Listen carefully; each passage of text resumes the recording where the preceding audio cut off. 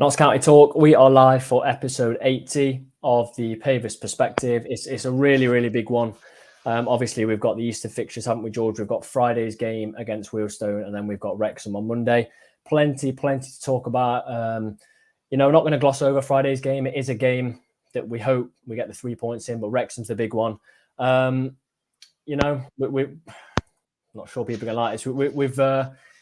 We've got a bit of Wrexham expertise coming on in a little bit, so please be kind. But if you do have any questions, when Andy does join us in about 25, 30 minutes time, please put them in there and we'll put the questions to him. We were on their pod last night, so it was an interesting one. Hopefully this will be too. Before we start, though, we have to obviously talk about the really sad news last week about Jason Turner, obviously club CEO passing away. Took everyone by shock. Really, really surprising it, completely out of the blue. And you could see, George, couldn't you, from within 10, 20 minutes of news breaking, the amount of people on social media that were sending their thoughts was actually mind-blowing. Yeah, it was massive. It had a massive ripple effect, I think, in the sort of footballing community. Lots of clubs, lots of ex-players from near the start of his tenure at Notts. So he's had a profound impact at Notts. It really is devastating for someone to sort of lose their life at such a young age. He was 50. It's awful. Someone that would do anything for anyone. So I'm told. I think I had one encounter with him via email. Which is all I can really say, and he was very, very pleasant, really. So yeah, it's awfully sad, really, awfully sad. I think I was thinking about that. It was without going into too much detail. We had one sort of encounter with Jason, didn't we? And it was asking something to do with charity when we ran the Robin Hood half. What was it, 2 years ago? Responded at the weekend within sort of 20 minutes and said this football club will do anything for charity. The issue that we had and we put to him was resolved within a day. It was quick. We were impressed. And he reiterated that this club will do anything for charity, and that's come from him. I mean, what really struck me as well, you had players that had played for the club on loan for like 4 or 5 games, saying one of the best people they've met, which is crazy. And it's not just 1 or 2 players either. There was plenty of players that I'd forgotten even played for Notts. And all of a sudden I was thinking, oh yeah, you must have played like 4 or 5 games, and they're saying how sad it was. So I think Friday will be a good occasion. There's lots of things happening to remember Jason. And you could even see in the pre-match presser, the presser for the upcoming Friday game, couldn't you, that Lou Williams got really emotional to me. Yeah, he did.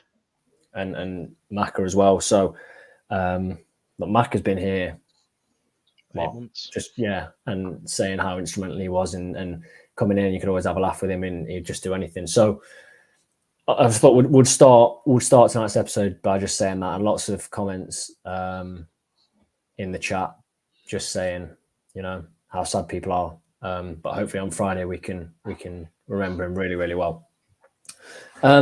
So let's see who we've got with us then this evening. We've got Nigel, Stephen, Chris, Andrew, Jack, James, lots of regular faces, lots of new faces. If you are a Wrexham fan, let us know. We'll have someone fighting in your corner on very shortly with Andy. Ian says, did you get a grilling on the Wrexham podcast last night? I don't think it's out yet, but it wasn't too bad, was it? It wasn't too bad. It was quite constructive, actually, I thought. I think there's almost mutual respect. Without it wanting to be a bit of like a loving between the two clubs, I think both clubs realised that as much as people might find it funny if we don't go up, Wrexham fans might find it funny and vice versa, it would be very, very unfair. Massively unfair. Yeah. So, it's one of those. We've also got a poll question. Some are about football, George, some aren't. Today's is a very, very important topic. Massively important. Yeah. What is it? So today's poll question is, will you be getting an Easter egg? You've got to vote. I'm going to put my vote in right now. Yeah. Are you a fan of Easter eggs? Chocolate's chocolate, isn't it? Yeah, but No matter what shape it is. It's common knowledge that an Easter chocolate, an Advent calendar chocolate, is better than normal chocolate. That's common knowledge. And I think people will back me in this. I think they will. You're talking utter rubbish, mate. Right. If people in the chat agree, Easter chocolate and Advent calendar chocolate is twice as good as normal chocolate. If you believe that, you're a consumerist of the highest level. Can I hear the mascot? The channel mascot? Yeah, you can. She's not been on a walk yet, so she's going a bit mad here. My feet are getting the brunt of it, getting chewed up. Love it. Love it. I'll get her on in a minute when she's calmed down, but she's a little bit hyper at the minute. Ouch. Yeah. James says, just like the Christmas Coke is better than the rest of the year. That advert where there's the truck coming down. Better. What? Better than the rest of the year. I know. The Christmas Coca-Cola, better than the rest of the year. So we'll go right back to the Oldham game. Then obviously we didn't have a game on Saturday that's just gone. So did you watch the game? Did you manage to watch it on screen? Did you listen? No. Didn't listen. I was there. I was there with Jake, my dad. Professional. Incredibly professional performance. You've obviously seen the first goal. Yeah. What did you make of it? What if it was scored against Notts? You're fuming. But look, I'm really of the belief that, by the rules it stands. Supposedly they asked the ref if they could take it quickly, and the ref said yeah. And people that say Maka was offside, he didn't look offside to me, because I think there was a defender, Tiny Shoelaces, one that played him on. Yeah. Look, it sucks if it's scored against you. It does. It doesn't feel. I don't know. A goal's a goal. We're at the business end of the season now. I'm happy that we scored that goal. It was to the rules. I can understand why you'd be upset if it was scored against you. Watching it as even a fan of, not even the opposing team, I could see why you'd get frustrated with that. But if it's within the rules, why not? We've had so much go against us this season, I think. And I'm sure other clubs have as well. I'm not just saying we're on our own on that one. But sometimes when you do get those decisions where you think it's a little bit, I mean, it's not, because the ref said play it, but you feel like we're due a little bit of that sort of look. Do you know what I mean? Because there's been so many games where I genuinely think this season I've left the game twice and thought, you know what, that ref was all right. And I'd like to feel like I'm fairly balanced. Obviously, there's a slight bias towards Notts, but I feel like in terms of football, I'm fairly balanced. I say it as I see it. And some of the refereeing displays this year have been awful. So, and we've been punished a few times, I think, and results have gotten away from us because of refereeing decisions. So yeah, it's what it is, isn't it? Feels good. I mean, I thought the ref was okay against Oldham. He gave them a penalty. People saying it wasn't a penalty. Cameron saying it wasn't. I think it definitely was. It was in front of me. He was done by their striker. He cut inside and brought him down. So I thought it was okay. I mean, there wasn't much to ref in the second half. We just controlled the ball. I don't know if it was one of their fans or media guys said they've never seen a side at this level control the ball as well for as long as we did. And it was unbelievable. I mean, it could have been nervy after they missed the penalty, which we'll go into in a second. But we just took all of the sting out of the game. They had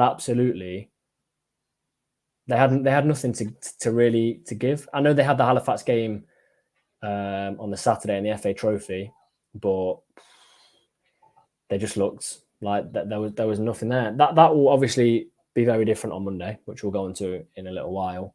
I mean, we're not going to control the ball anywhere near as much as we are in some games against Wrexham. It's just not going to happen. So, but yeah, I'm with you. The first goal it is what it is. If it happens against Notts and if it happened on Monday, I'll be absolutely fuming. I think you'll be on the pitch if it happened on Monday. But that ref's got to be really, really on it. But we'll see. The penalty save. Then they get a penalty. Archie Mair in goal.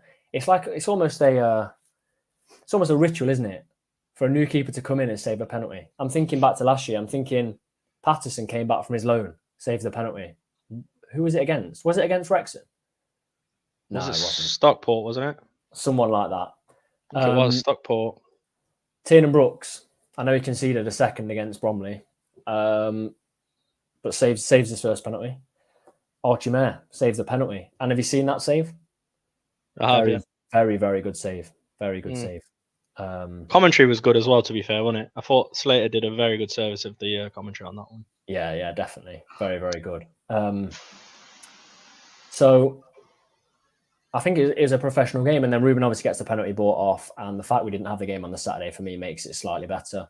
For the recovery of the players. I mean, it's going to be 5 games left. What is it?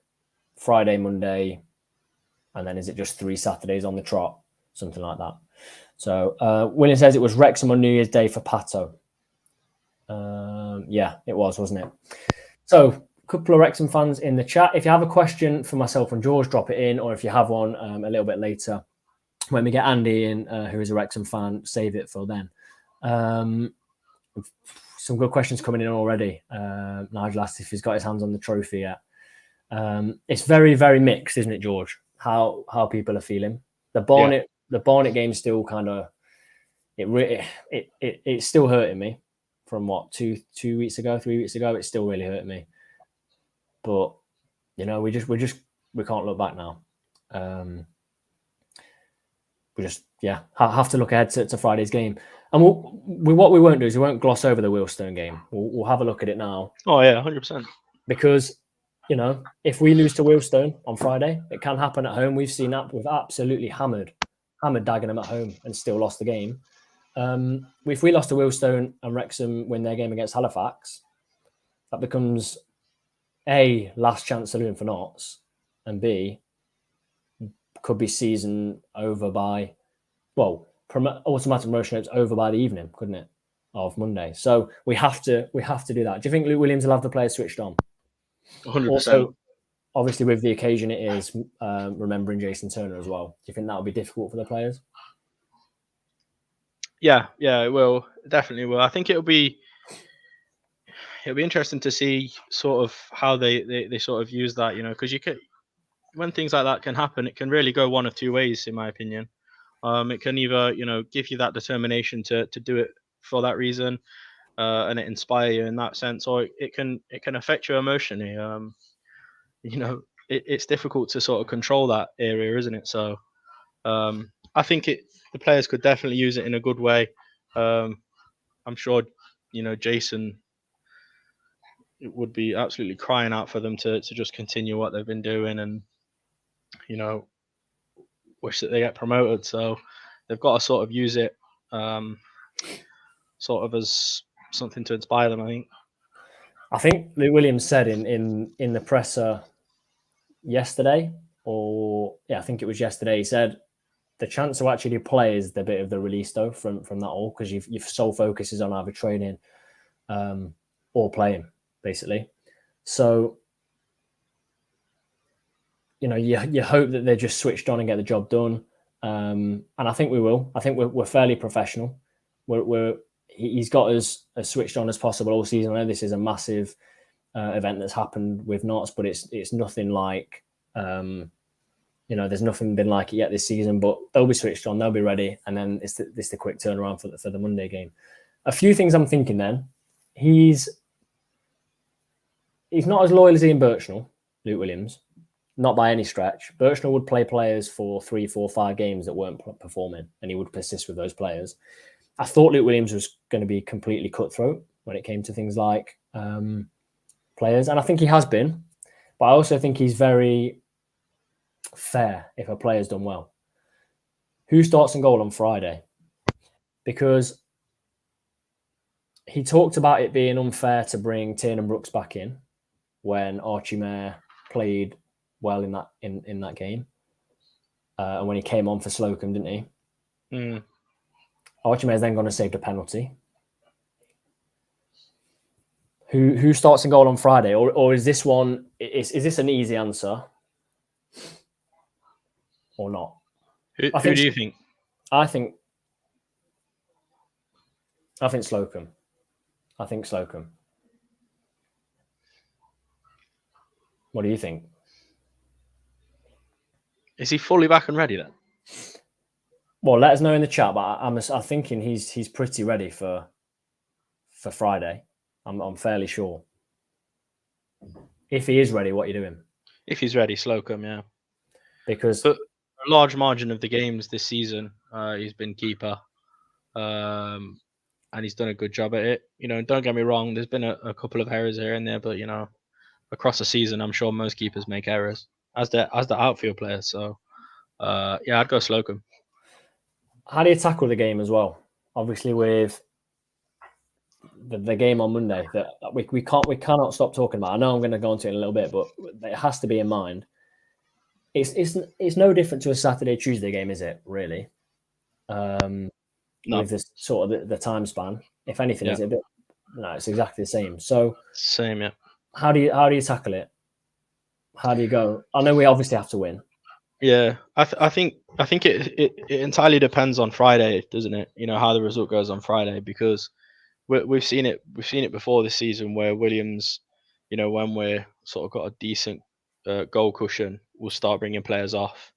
So if it's, and I'm not saying it will be, if it's straightforward on Friday and we're sort of 2 or 3 goals ahead, I can see us sort of bringing key players off, sort of around the hour mark to maybe save them for Monday. If it goes the other way, for me, when back's against the wall, we need to win a game. I think Luke Williams is very seize the day, because 3 points are 3 points. Yeah. Obviously, 3 points against Wrexham, is massive, and it helps in the league, but it's still 3 points, isn't it? Yeah. So you've got to sort of treat every game the same, to some respect. But yeah, I don't think he's gonna rest certain players because of Monday's fixture. I don't think he's gonna not play someone because of Monday's fixture. I think he'll go all out for that game. James says, and then deal with it. James says we have a good squad. I think Luke Williams will know his team for Monday and make rotations on Friday as a result. Ian says can't focus on Monday without winning tomorrow. I think we both agree with that, don't we, George? I mean, drop points or do anything less than Wrexham do on Friday, and Monday becomes almost an opportunity for them to say we're going to win the league, pretty much. Especially if we were to lose and they were to win, Monday's about them winning it in front of us. I think it'd be too late then. We've also now got to factor into, we don't just have to match Wrexham's result because we're running out of time now. I look back and the Dagenham one is awful. It's so poor. That result is so poor. And I thought, of all the results that have happened this season, your Yeovil, your Dorking away, I've got over them. I haven't really got over that. I can't quite believe that. Do you know what I mean? I thought Yeovil was difficult, a tough one to take. Dagenham was very difficult. I think all the games really, bar 1 or 2 where we've not secured 3 points, you've come away feeling like, how have we not won that? Exactly. Yeah. Stephen, we must concentrate on beating Wealdstone first. Only think about resting players late on if we're comfortable, which is something we have been good at this season. We've taken players off. We've also had it's not been an issue, because touch wood, because nothing's actually happened. But we've been playing Maka pretty much every minute, haven't we? And there's not been the opportunity to really bring him off. I've just seen someone pop in the chat that Slocum, Marias, and Scott all with a possibility of coming back this weekend. How big is it if Kedwin's back? Massive. It's just so vague, though, isn't it? Yeah, but Williams has been like that all season. I respect it, but it you've got to giggle, because when he's asked, he never gives specific time frames, does he? It's always it's very near future, maybe a little bit longer for him. He's training. You never get a time scale. I know it's for the opposition club to sort of not be able to, but it leaves the fans guessing as well, and I kind of like it. Yeah, I mean, he's been doing it all season, hasn't he? Maka got injured just before Christmas, and he said he'll be back very soon. The next game, which we thought very soon meant wasn't back. So, yeah, very, very interesting. But there's a question I'm going to bring in. Just before I do bring that question in, if you are listening back on Spotify, as always, we ask you if you could just drop us that 5-star review if you have enjoyed the episode. If you haven't, then let us know what George has upset you with, because it's usually him. So, 5-star review, and that helps us out massively. Now, there's a question. I thought that was a bit out of order. Yeah, well, out of order that was, Tom. It has to be said. Has to be said. There's a question in the chat about Reuben, and he's been very, very vague with a lot of the questioning about his contract situation. And the question said, do you think he's biding his time to see if we go up? So it's from Nigel. So Reuben's been very coy when asked about his future. Do you think he's been offered a deal and waiting to see if we go up? This is something we spoke about yesterday, didn't we? On the pod. Mm-hmm. What do you think? He's by a mile, and I don't want to say this and seem like I'm down on any player. He's the biggest loss to Notts, bigger than Maka, in my opinion. Okay. Because I think if you played Kedwin Scott, Maka's an incredible player. If you played Kedwin Scott up front on his own all season, he would also be on about 23, 24 goals. Nowhere near Maka. But I think replacing what Reuben has is so difficult. Yeah, well, yeah, it's definitely hard. But I wouldn't. I think there's players in there that, in terms of value for the team, I think Matty Palmer. I've not had a player like Matty Palmer for. I can't really remember a player like Matty Palmer, to be honest. No, but Reuben. Yeah, but Sam Austin. Not Reuben level. Have you seen the leaderboards for? I think it's assists this season. I have 12 assists. Austin. I think Austin's is he like 6th or 7th in the league or something? Yeah. How many starts has he had? Not many. I'll give you that. He's creative. I think that, given the opportunity of more game time, I think Sam Austin could provide similar levels to Reuben. I disagree. Fair enough. I think he is an incredible. Sam Austin's underrated, undervalued player, I think. And the fact we've got Jody Jones and we had Conor Lemon-Havens and Reuben, I know Lemon-Havens split opinion, but it's hard for him to get in a team like that, isn't it? Because Jody Jones is, I know it's for Malta, he's playing international football. And you could probably play left back if you were Maltese, for Malta, I'd say. But you've got an international footballer in there. You've got Reuben Rodrigues and you've got Lemon-Havens, who ripped us apart at Torquay last year and has come down from League Two and then has gone straight back to League Two and obviously had a hand in winning a game for them recently. So next year, back to the question. You'll be happy with Austin in that Reuben role if he wasn't here. I don't think. I think he could do a job. That's what I'm saying. I'm not saying I think he's happy. I'm not saying he's happy. Not saying that. I think it's like for like. I'm just saying I think Austin could do a job. But going back to the question that you brought in there, he can't say anything really, can he? And it's difficult because even if he has signed an extension, because he could have, because he does like Notts. You can't say it because it's not been officially released, has it? So he can't disclose it.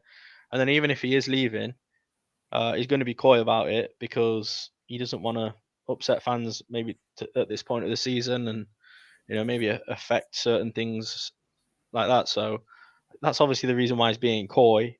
But I think Reuben, he's played such a high level for Notts in the last few years. The last few transfer windows, we've sort of been thinking he's got to be going. A big club's got to be coming in for him. And I'm sure one of the windows someone put an offer in for him. I think they did. But it just didn't match the sort of level that we were hoping it would for Reuben. So it's sort of, for me, it's been coming. It's devastating, in one respect, if he does go, that we won't get a fee for him, because I think we've sort of put him in a sort of shop window and he's shown his talent. But he sort of deserves a move for me. up the pyramid because I think he's leagues above the National League. I'd love him, absolutely love him to stay at Notts, but I would not begrudge him if he leaves to go to a team higher up because I think he really does deserve it. Yeah. I mean, he does. Two things to support me though. Chris says Reuben Rodrigues' days are irreplaceable. I'm thinking Eastleigh at home. Yeah. Dragged us, didn't he? Missed a penalty in that game, I'm thinking. And this is the thing for me. 15 assists and 17 goals this season. Yeah. When you think that's 32 goal contributions, and how many more is he just made by being there? You know, the first goal the other day, was it against Scunthorpe when he did the step over, which allowed the man to have acres of space, things like that. So good. I get what you're saying about Austin, but I don't know. Austin does score a fair few, doesn't he? But it's not in the league. Not as many in the league. So, be interesting. The only chance of keeping Macca, the Gaff, and Reuben is promotion. I'm not sure about Williams. I think Williams will be here next year. Definitely. Yeah.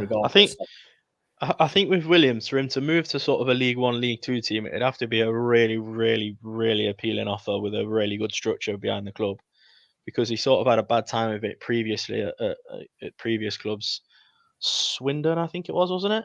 Yeah, not great at Swindon. Yeah. So financially, it was just terrible there. But it just shows you, doesn't it, where everyone had their question marks about Williams coming in because his managerial career wasn't on paper fantastic. He's coming to a club that backed him with the sort of assets that he needs and the staff around him as well. And look at what he's achieved. Exactly. But why would they leave a League Two club? You know what I mean? There'll be a League Two club in a couple of weeks. Yeah. You got to hope. Yeah. I also said it before. I think if we do go up, Macca stays. I think it was hard to get him out of Gateshead. Apparently, it was difficult to get him out of Gateshead. I think he's a fair law. He talks about. I know there's a lot of people just talk. He always talks about how good the club is. So yeah. And the thing with that, I think if he gets a move, if we get promoted, it'll be above League Two. So that could probably pull him away. Whereas we've signed him from Gateshead and we're in the same league.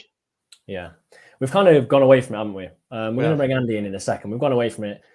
All I will say about the Wealdstone game is I was at the away fixture earlier in the season when we were 4 up at half time. Chickson had scored a couple of screamers, nearly got Callum's famous hat trick. He did have a shot second half, but they're not the same team that we beat 6-1. They're also not the same team that a few weeks ago were knocking on the door of the playoffs.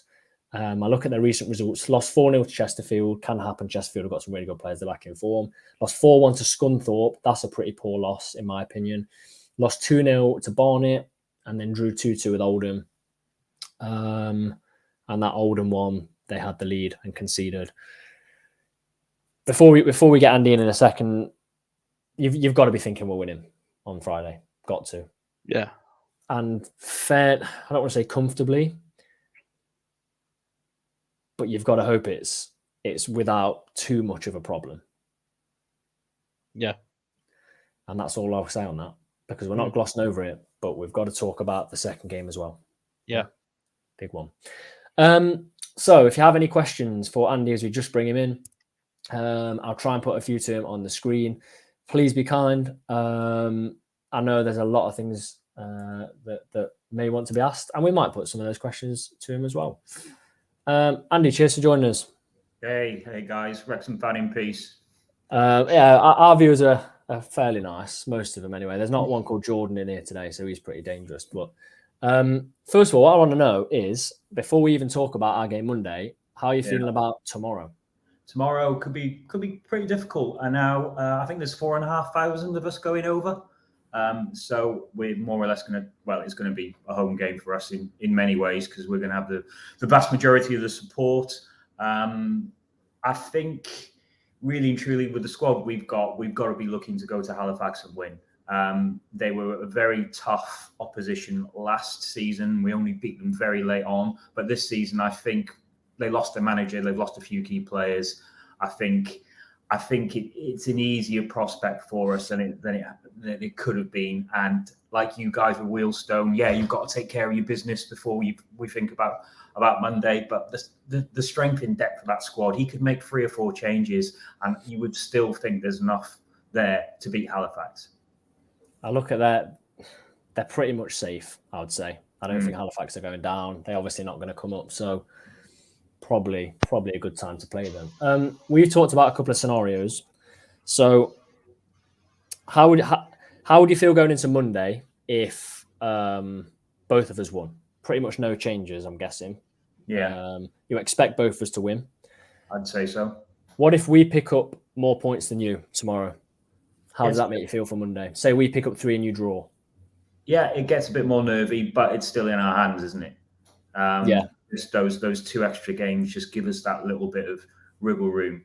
Now, really and truly, we've got to be going into that game thinking, right, we beat you, we put you to bed, and it more or less ends the title race, because it's not just the fact of us winning, it's that 6-point swing in many ways. So Parkinson's got to have that in their heads as they go out.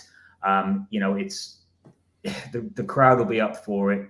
It's the right sort of time of day. I think it will be tough for you. I really do, guys. And lay it on the line. I want you guys to go up. Honestly, great old club.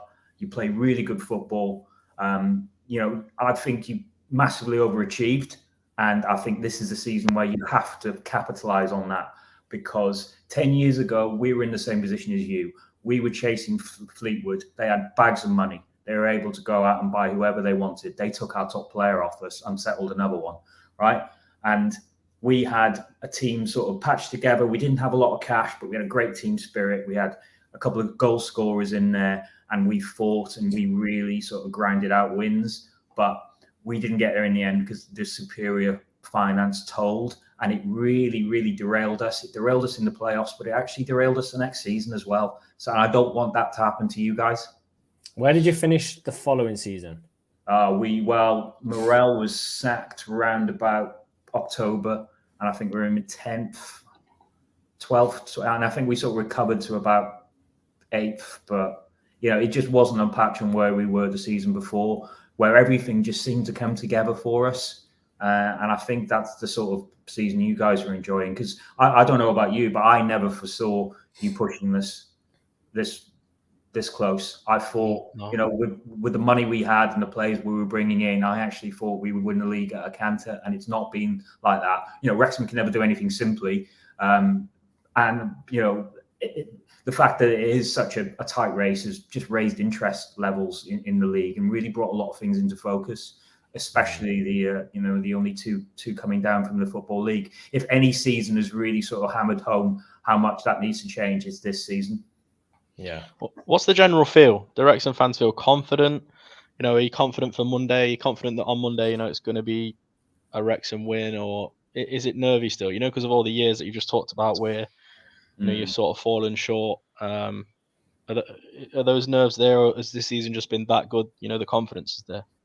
There's 2 sort of ways I can answer that. Firstly, I know what you mean by nerves, because we came so close and we lost out because we never really had backers. And so we knew that we could have one good season, lose a few players, and then have a bad season, just because we didn't have that sort of sugar daddy to take us through. So I'm actually less nervous now than I have been in previous seasons, because I know that these 2 guys aren't going away.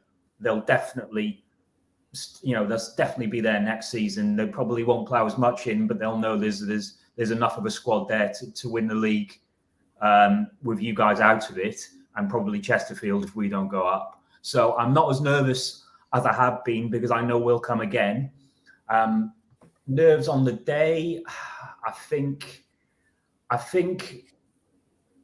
away at Bromley, I'd never seen a Wrexham crowd like that away. I mean, there wasn't really singing. We were so sort of stunted.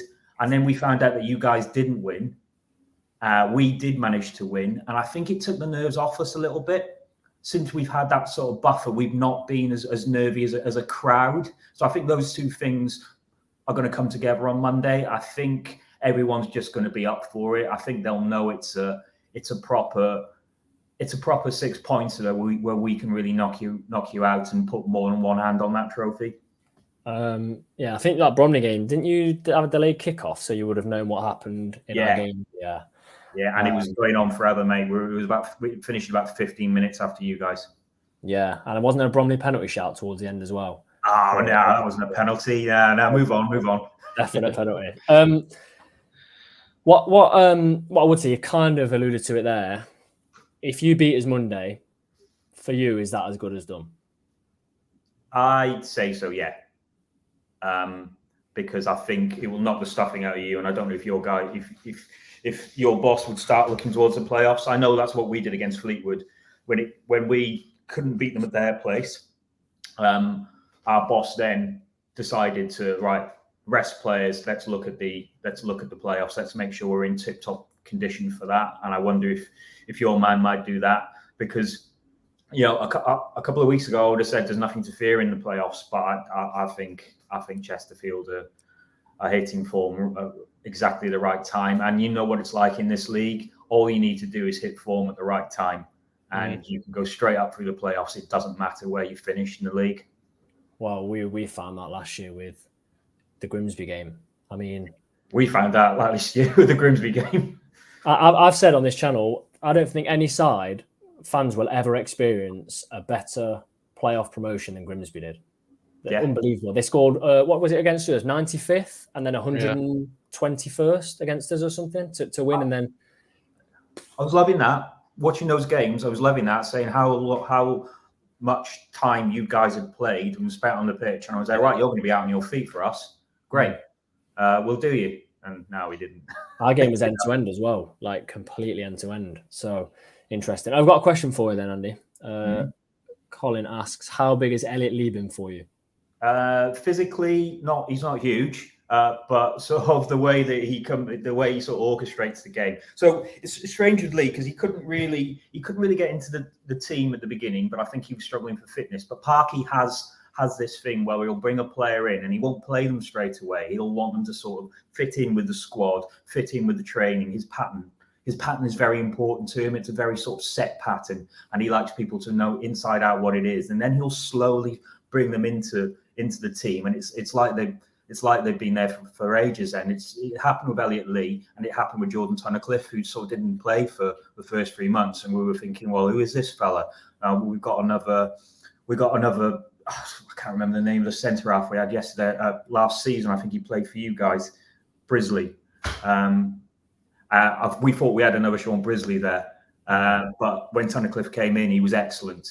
And when Lee found his fitness, he was excellent. What Lee was doing for the last sort of 10 minutes, his cameos, he was absolutely magic. He looked a cut above anyone else in the league. When he came in and he started playing, and he had to play twice a week, he didn't look as effective. But I think now we've limited the games a little bit. Because we don't have to play Tuesday, Saturday all the time. Yeah. Because the cup's out of the way. We went out the trophy, and Lee against Oldham was back to that sort of early season promise, where every time he got the ball, he looked like he could do something. Now that hadn't been the case for a couple of months, but I don't know if it was because Oldham were dropping off so much. But Lee looked absolutely fantastic against Oldham, and we just hope that sort of carries on for Halifax and you guys. Sticking on that, George, who worries you the most on Monday? Oh, it's an easy thing to say, but it might seem obvious, but I'm not sure. Is it for you? There's a few players. I think Elliot Lee, obviously, he's coming in form now, isn't he? Yeah. But yeah, you can't ignore the obvious one, can you? Mullen. You can't. Yeah. What about you, Andy? Who's our main threats? Well, who's your main threat for us? But then also, who are you worried about from our side? I mean, the good thing about us this season, we have a number of threats. So yes, Mullin will score penalties. He'll win penalties. He'll lead the line quite well. But, we do have that long throw in, which does cause chaos. We can hit you from set plays. We can hit you on the break. There's a lot of there's a lot of ways that we can hurt you, and we always find a way to win. So that's great. I've not really been witness to a Wrexham team that's so used to winning. It's sort of ingrained into the squad a little bit now. And even when they go behind and you think, we could be teetering here, they still find a way to get it back. So yeah, Mullin, when you see him up close and personal, like when you see him live, you'll see how much he works, how much he puts little runs in, how much he unsettles the centre half for someone else to come in. So yeah, he will impress you, I think, more in live than what you'll see in highlights. The other sort of big option, sort of question mark for us, is who's going to partner him. So it's been Ollie Palmer for so long. People sort of say he's been out of form a little bit, but Ollie Palmer does take a lot of punishment. Like centre halves are always all over him. He's always being wrestled to the floor. It's, he sort of takes a fulcrum away for a little bit, allowing Mullin and Lee the space and time to do what they do. But Sam Dalby, who's another sort of example of how Parkinson has bought someone and not used them straight away. Sam Dalby has had to learn how to become an impact player. He's had to come on for the last 20 minutes and actually make a difference to the game. And for the last couple of months, he's actually done that. And so now when he started again against Oldham, he looked fantastic. Just sort of briefly, I mean, Palmer and Dalby, they sort of show the two sort of transfer philosophies we've got. On one hand, you're spending big money on a player just to get you out of non-league, and that's what Palmer is. And in the second part, you're almost gambling a little bit on potential. And I think Dalby is one of those sort of players who could probably come with you through the leagues a little bit. And even if he might not be ready now, I think there's enough potential there in the right team and being coached the right way to have a really good player. So it's an interesting one. I don't actually know who he will play. I suspect it will probably be Palmer. Fair enough. I've got a question. It's a good question, and I know the answer for myself. It might be easy for you. Do you think Parkinson's better than Williams? Because I would say now, if you're looking at, I know it's about results, looking at style of play, I think Williams is better. Yeah. 100%. I think he's the best style of play I've ever seen Notts play in my life by a country mile. But it depends what you're defining as better. Who would you rather have? Say you went up, who would you rather have? Right, it's interesting because put me in the situation now, who do I want to manage us to get out of non-league? I'll say Parkinson, right? I think the whole sort of ownership thing is very interesting. They've got obviously more money than anyone in non-league and probably more money than anyone in League Two, say for Bradford. But there'll come a point, probably when they hit League One, if we get that far, where their money won't really make that much difference against teams like Sheffield Wednesday, who are just bigger than us. So Parkinson will be able to use the money to get us to that point, but then you will need a progressive coach to take you further, and that's when I would take Williams from you. Interesting. I think I can't believe no one took a punt on Williams before us. I know he didn't do very well at Swindon, but I can't believe we actually managed to get him. For his age, he's obviously on his side, very pretty young manager. He's worked with Russell Martin, who's played some good football. I think he's really good. I agree with Parkinson at this point getting you out of the league. I did say, and I said it on your podcast last night, that I actually had on my pre-season predictions Parkinson to be gone by November. Yeah, I thought he'd been gone. Did many Wrexham fans think the same? Yeah, they did actually. And if you sort of went back to November last year, there's a lot of people calling for his head. And you can understand it because he comes in and he's got a very set pattern of play, and he didn't have the players to play that way. So he came in quite late in the season, in the pre-season, wasn't able to get the squad he wanted to together. And because we were governed by transfer windows, which we're not this season due to some sort of bargaining with between the FAW and sort of the FA, he couldn't bring the players in. So he was putting square pegs in round holes. He didn't really have the balance of the team right. And the key thing is, he would never move away from 3-5-2, and that's why fans really got on his back, because they were thinking with the talent we did have, if he'd have just changed it a little bit, maybe we'd have a better chance. And they were really on his back. I think Torquay away when we lost 1-0, I think I went on the podcast and wondered if this was going to carry on. But as soon as he got a transfer window, he was able to bring Palmer in, and he became the focal point of this. And then everything else just clicked into gear. And then the next transfer window, he was able to refine it more. And now we're able to sign players outside of sort of the transfer windows. He's able to make little tweaks, little changes. Bring Andy Cannon in, for example, who again he didn't play straight away, but now is slotted into the team and his looks are cut above. It could have gone either way, but I just think Parkinson able to have that extra transfer window and really sort of fine tune his squad meant that he was going to have a good season and we were going to have a good season. Yeah, fair enough. A couple of questions then before we ask for your prediction. First of all, Chris is how's the Wrexham pitch looking? Worried about it as much as Wrexham? So it's been played on it quite a bit, and I think it was the Saturday thing. It wasn't helping the pitch at all. It looked a lot better against Oldham.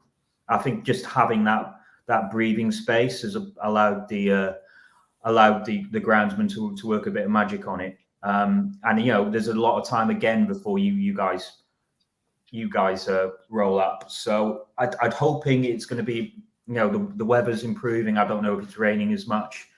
And so I'm hoping it's going to be a little bit better. But yeah, you're right to bring that up, because if you guys like to have, well, I know you do, like fast flowing football, pitch a couple of weeks ago wouldn't have helped you there. Let's hope it does. I mean, there was a point in the Barnet game. I know we drew 1-1. We had 80% possession in the first half. And we're not talking 5 minutes in, we're talking 35 minutes in. It's going to be interesting because I spoke as well on your podcast last night about teams don't come and try and play against Wrexham. No. But also teams don't try and come out against Notts. So I don't know, George. Can you think of any side that have come to try? Dorking tried to come and play against us. Yeah, I was just going to say Dorking. But that's it. They were impressive, to be fair, and credit to them. But yeah, no, you're right. It's been when clubs have sort of set up against, it's been very, very negative.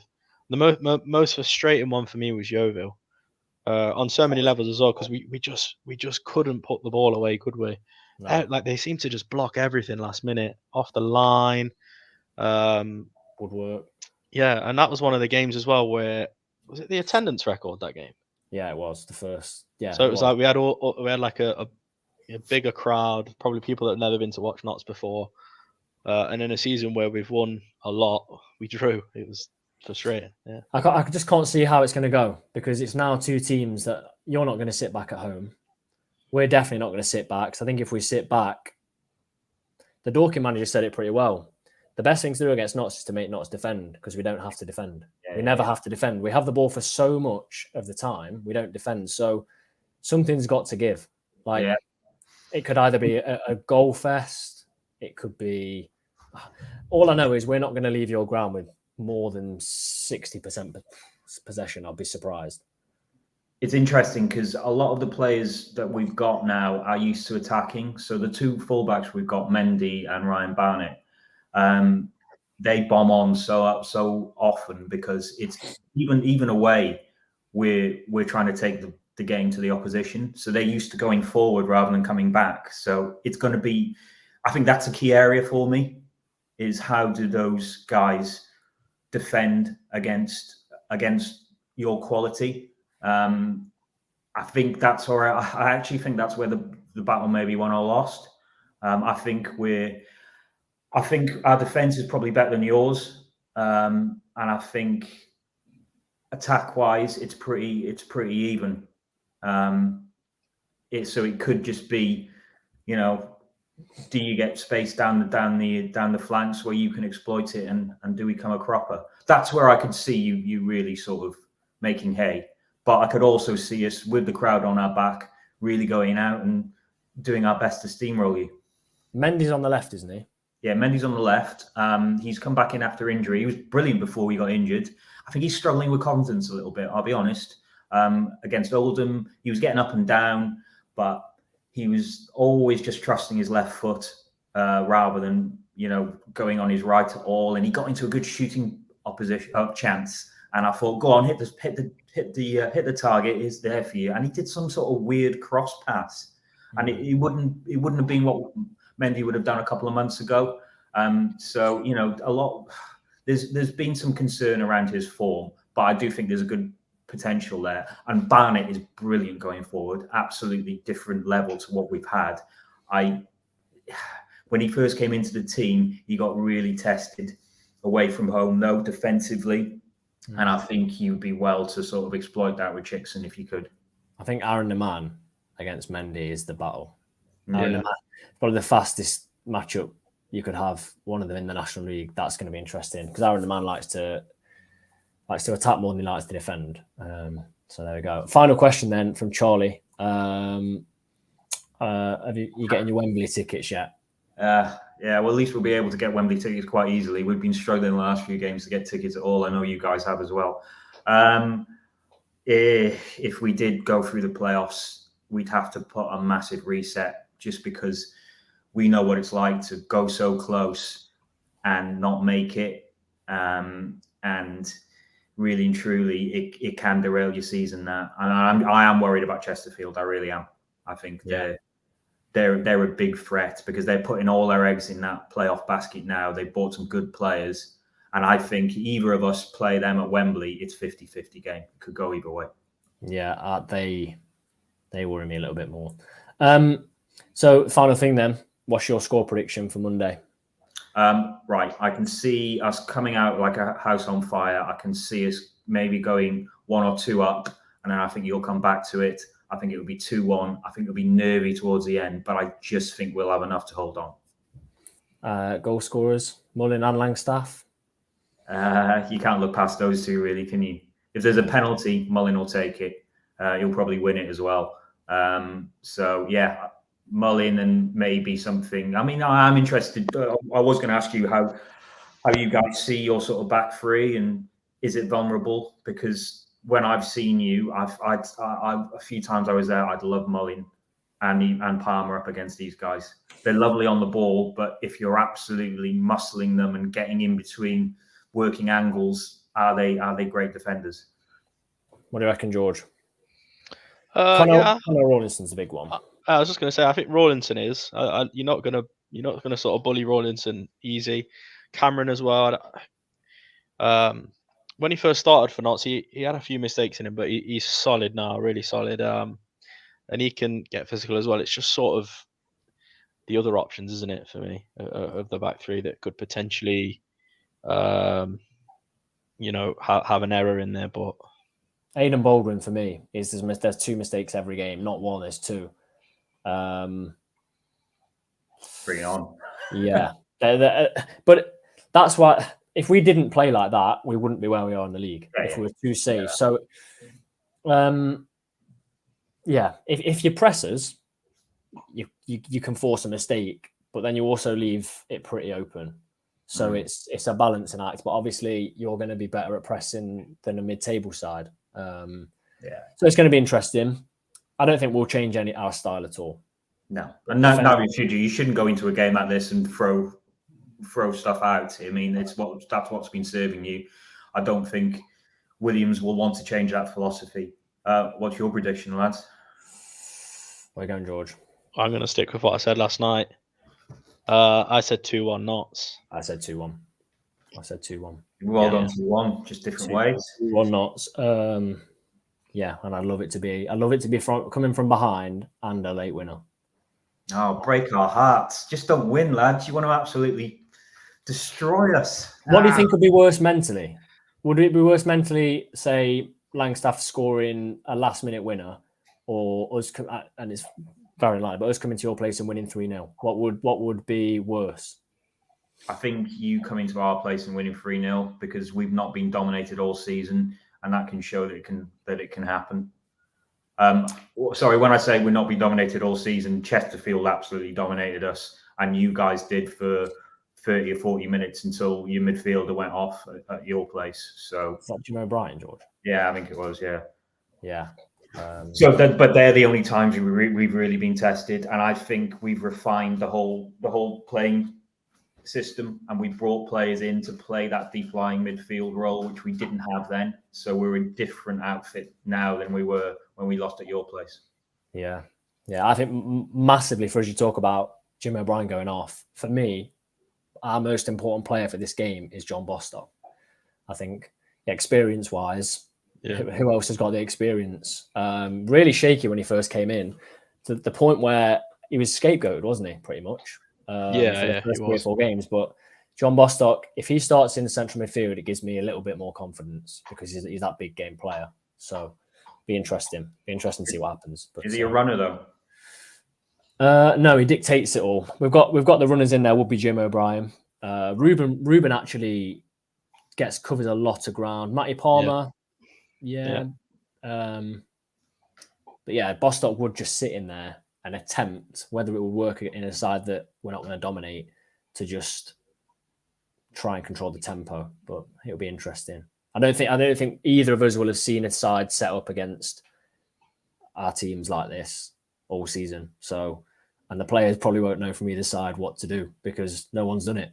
So, lads, I can't wait. You're sort of stoking the enthusiasm for me. I didn't think I could be any more sort of enthusiastic for this game, but now I am, because fair play. It's got to be the biggest non-league game ever. It's going to be watched by everyone, even at my work. I mean, I live down in London, and everyone in my office is going to watch this game. Mostly because I won't stop going on about it. But there's so much interest in it.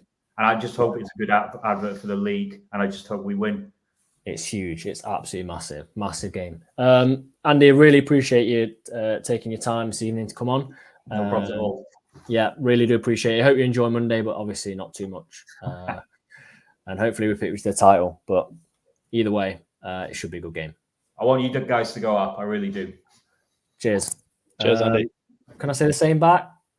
You'll have to deal with us in League 2. That's the problem. Yeah, go on then.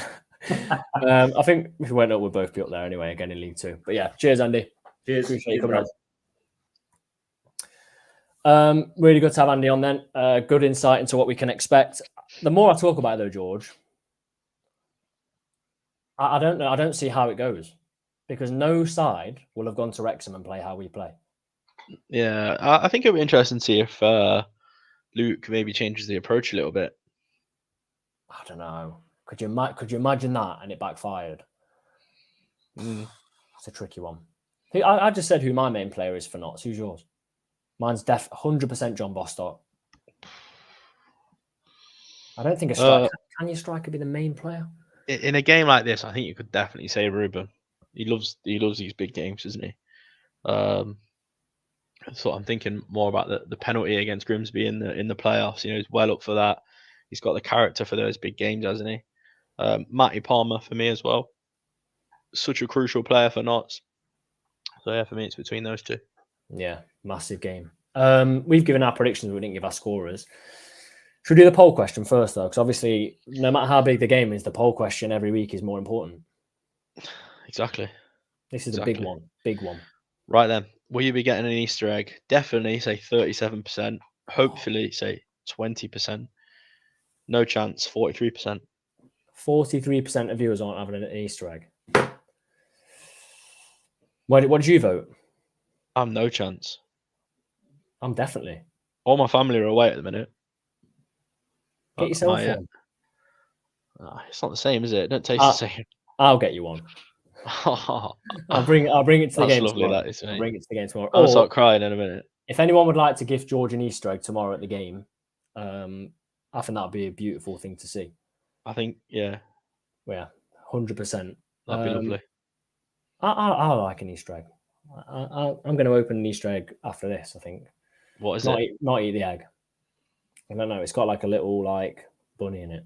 Have you seen that Morrison's did a cheese Easter egg? No, that's disgraceful. It is, isn't it? I agree with you. I'm not saying it's a good thing. It's awful. Yeah, awful. Why would you get a cheese Easter egg? I don't know. It's just not right, is it? It's not right. It's not.